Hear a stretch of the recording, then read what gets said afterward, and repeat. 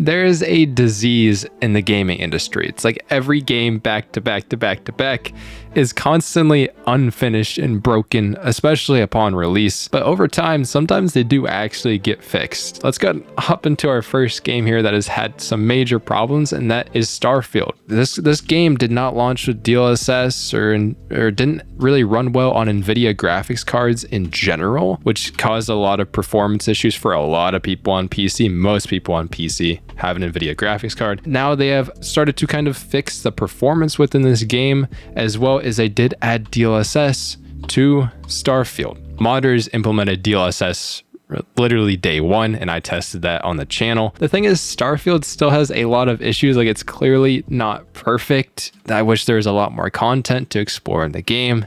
It still feels kind of unfinished or not thoroughly thought through. But at the same time, things like this probably should have been here at launch, like DLSS. Yes, we now see that there's changes to the game, but how long did it take them in order to do that? But I do got more games to show you, because Starfield is not the only game, it is the trend. Just probably one of the worst games to show it in this year. A game like Jedi-Survivor is in a very similar scenario, but this game didn't really ever get fixed. And this video was posted by Daniel Owen here, so go ahead and check out this if you're interested in it. In his video, he did a little bit of testing. This game has had updates. They also added DLSS to Jedi-Survivor, but as you can see in the top left here, on a medium, like a pretty decent CPU for a lot of people, this CPU is only getting like 40 FPS within the game, and it was capping the GPU for performance.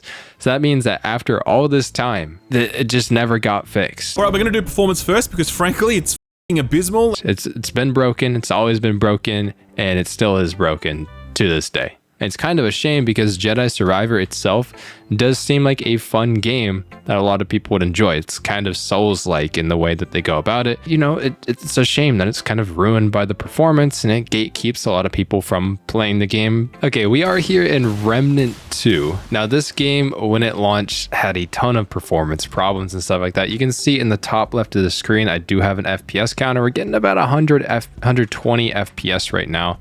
I'm pretty sure we're on ultra settings. You can see, yes, I am on a pretty decent graphics card, probably faster than what an average person would have. But one of the main issues with this game is kind of starting this conversation that you have to use upscalers in order to play the game properly.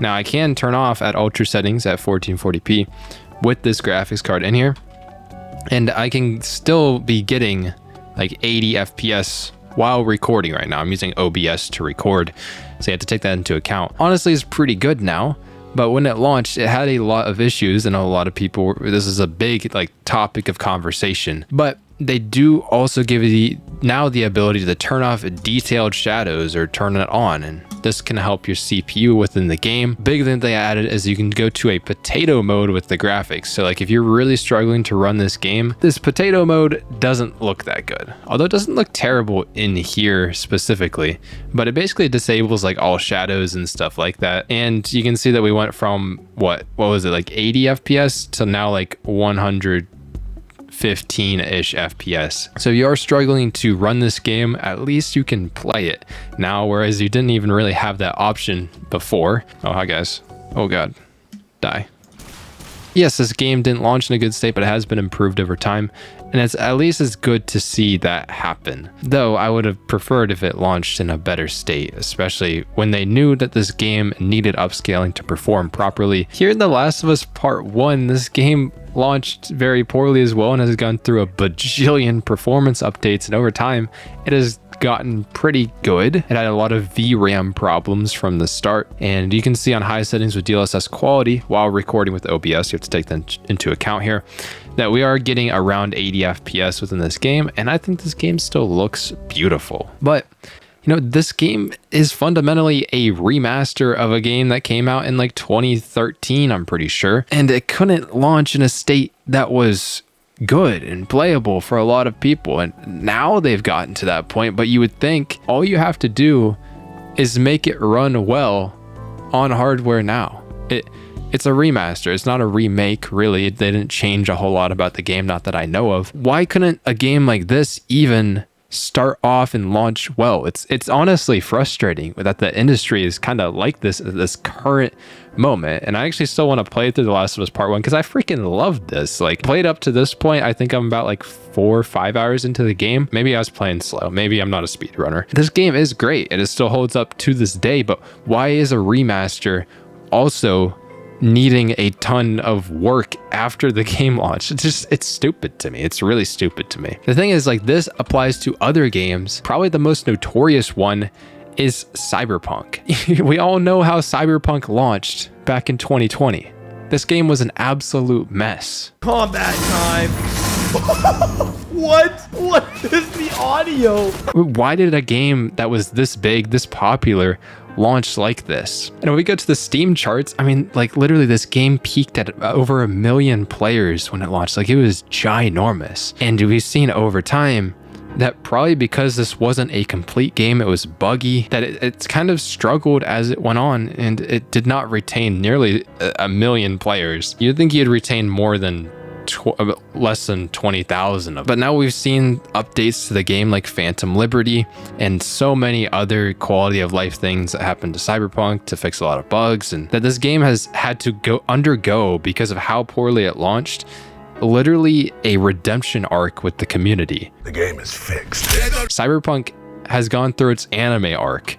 It started off bad, but now we see people are saying it's very positive. And I freaking love this trailer. Like, I've played maybe about 3-4 hours of Phantom Liberty within the game. It is really good. But Cyberpunk had to do so much in order to redeem itself that you'd think, why can't games just launch in a better state to start, to make initial impressions better? I know Cyberpunk was in development for like 10 years or something like that. They probably wanted to get this game out the door, but at the same time, it doesn't really matter, like, if it's not going to be good. Sadly, that might mean that a lot of like companies might not have enough money to wait long enough to do things like that. But with the redemption arc of Cyberpunk 2077, you can see on the Steam charts here, it's not like it's never able to reclaim the hype it had at the beginning when it launched at 1 million concurrent players, but at the same time, it's holding around close to 25,000 players, or even on this day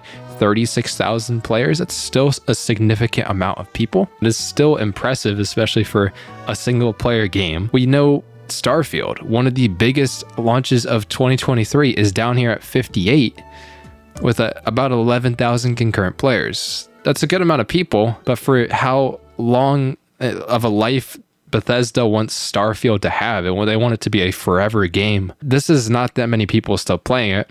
And it's even real close to an indie game like Risk of Rain 2, which came out like 2 or 3 years ago now. Yes, it's had some content updates, but Risk of Rain 2 is still holding about as many players as Starfield, which came out about 3 months ago now. Wow, I love Risk of Rain 2. Wait, he died? He died? You would think Starfield would be more popular than that. It just, people didn't like it. Like, it needed more time in the oven. And that's even going to show that, like, Starfield itself, this game was announced in 2018. It was announced, so that means it was in development before 2018. And it's like, they spent all this time on a game and it didn't even launch to be all that good. It's like they just got to get the game out there. It's like they've hyped up an audience for the game, and these companies just release the game anyways, even though it's definitely not in the best state it could be in. And this is, like, in itself, that we've seen so many games doing this, is really starting to make me personally lose hope for the industry, the gaming industry as a whole, especially with these AAA studios. And it also makes me kind of sad because we see these giant releases of these unfinished games with so much potential, and then this just wasted. It's like, this could have been great. You can see the little glimmer in its eyes. A game like a Starfield, it's like, yeah, the bones are there, but it's not an engaging game, and it's not holding people's attention long term. It dropped from 300,000 players to about 11,000 players concurrently. Like, that doesn't mean it's a dead game or anything like that, but it does clearly show that people aren't that interested in it anymore, but it had more hype than it really needed to have to begin with. The thing is, like, we've also seen that other studios can put out games in 2023 that are good and impressive to many people. One of the big games that did this is Baldur's Gate 3. Literally, Baldur's Gate 3 was so revolutionary in 2023, and it's up for tons of game awards. It's probably getting Game of the Year. Has literally made a revelation to what games can be and what games should be. And we're starting to see terms like this come back into play. The gaming community has sung its praises, and it's incredibly refreshing to play a feature-complete game of this caliber. Isn't it so weird to hear that word? Like, every time that I hear feature complete, it's like unlocking a core memory that is from like 2001. Games now aren't released in a finished state. They're not feature complete. But AAA game developers want you to know it's like that this is a forgotten time.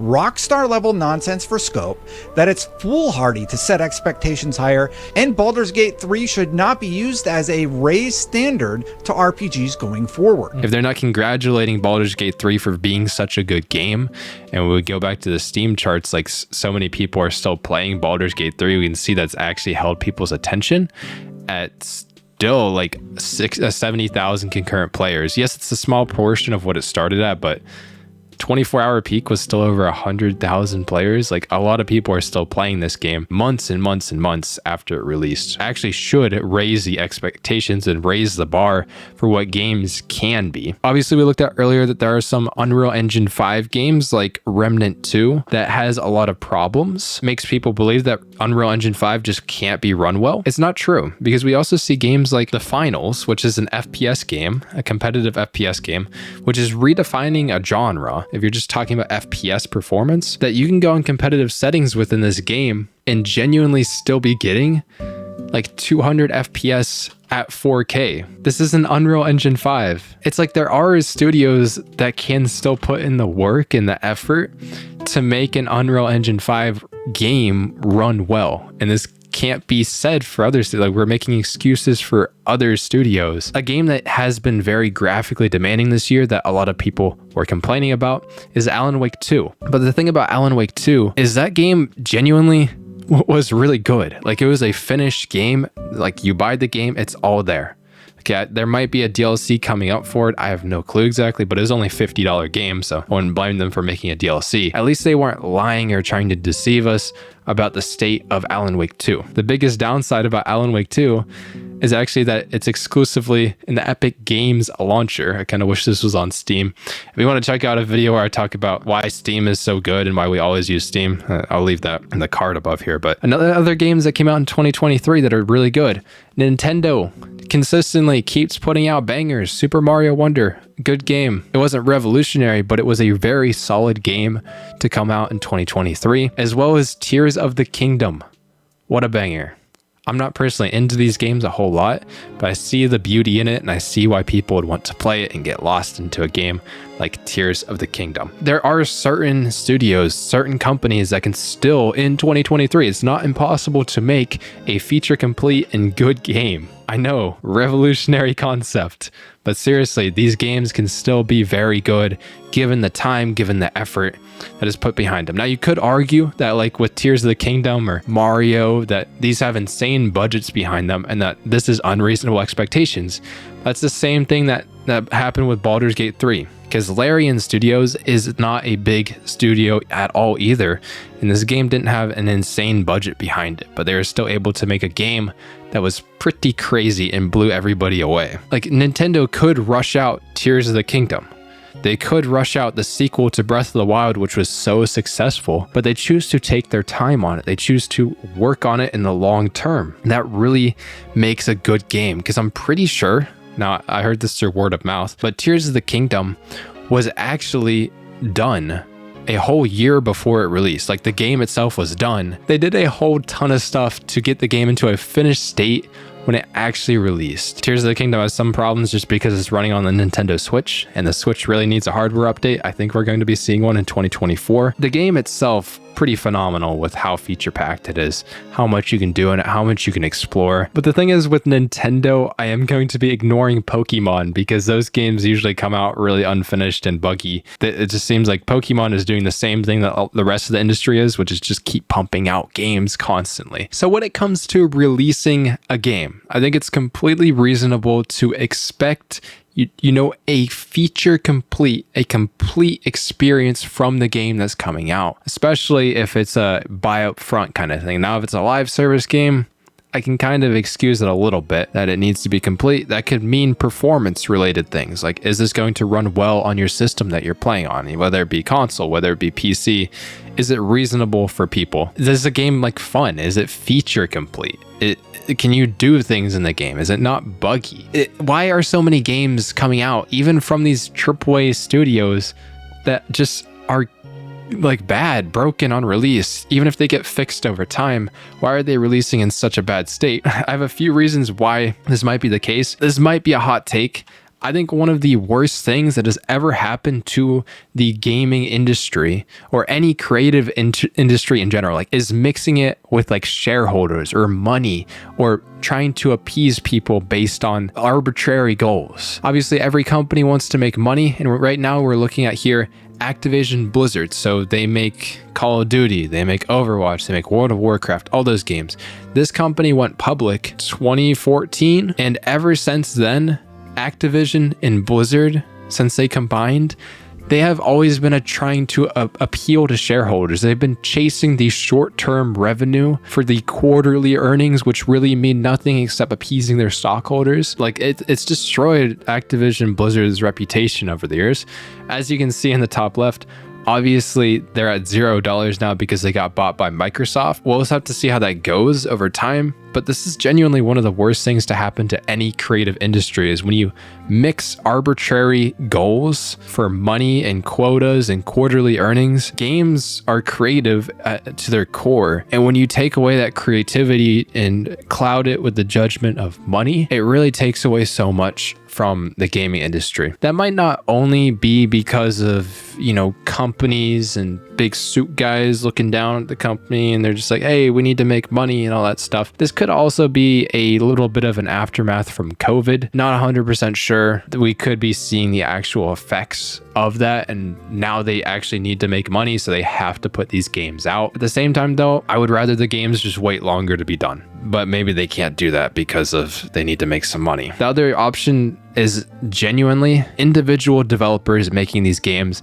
Genuinely, people might be incompetent. They might just not know how to make the games better, though I do really doubt that this is the case, that I don't think all devs are incompetent. I really do think that this is more of a systemic problem, especially seeing the industry trends of so many games coming out unfinished but still getting put out the door anyways. It really does make me think that it's more of a systemic problem, and it doesn't really come down to just individual people's. In the end though, like, it could be any of these reasons that these games are like coming out unreleased or unfinished, not unreleased. But at the end of the day, it doesn't really matter what the reasons are. It's just, we are the consumers and we want good games. We don't want games that are coming out unfinished, buggy, hard to run on our systems. The initial expectation for a new AAA game is actually that it's going to be bad, that it's going to be buggy.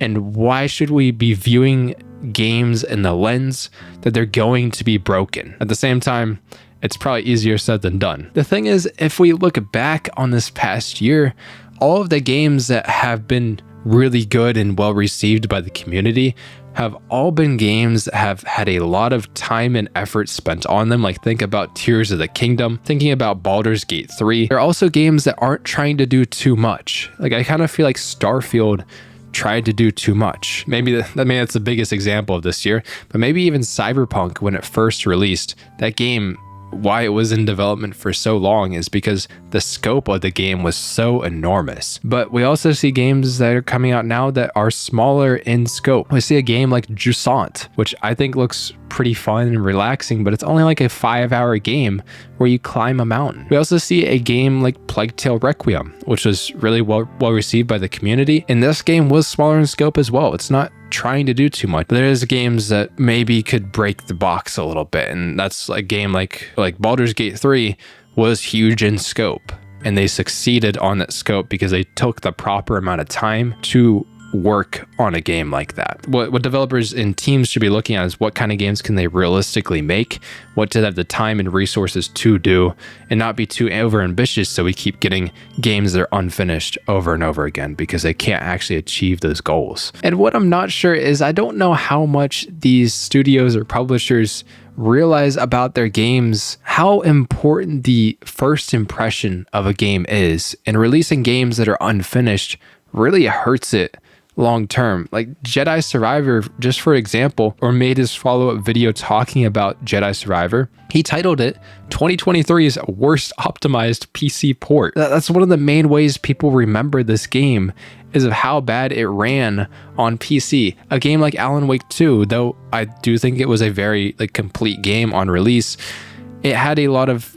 performance demands, and people are always going to remember Alan Wake 2 for how difficult the game was to run. Same with The Last of Us Part 1 remake or remaster on PC. The thing is, people are always going to remember that game of being super broken, and the game that broke open the VRAM discussion on PC, that 8 gigabytes on your graphics card isn't relevant anymore. And I made a video on that if you want to check that out above me here. And Cyberpunk had to suffer through this, having to gain back its reputation over years of effort and development, and it only got partially to where it was at the beginning. I think some studios and developers or publishers, they underestimate how much that first impression really weighs on people. Over this year in 2023, and with Baldur's Gate 3 being nominated for so many awards at this game awards this year, it really makes you think about the wake-up call for the gaming industry, that we can't keep releasing half-assed games